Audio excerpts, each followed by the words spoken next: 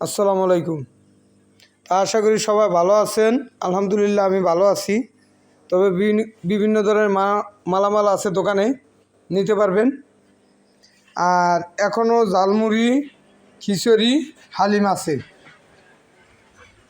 এই জায়গায় ঝালমুড়ি আর এই জায়গায় খিচুড়ি আর এটার মধ্যে হালিম এখনও আছে। আর বাংলাদেশের বাইরা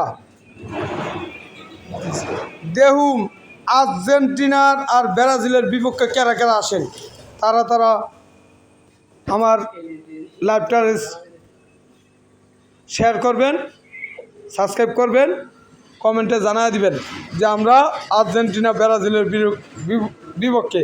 আমার ভাই বলছে কালকে আমি মরক্কো কইছি দেখা হেলিকে আমার ভাই কয় যে মুখটা যে অবস্থায় থাকে কালকে, ঠিক আছে।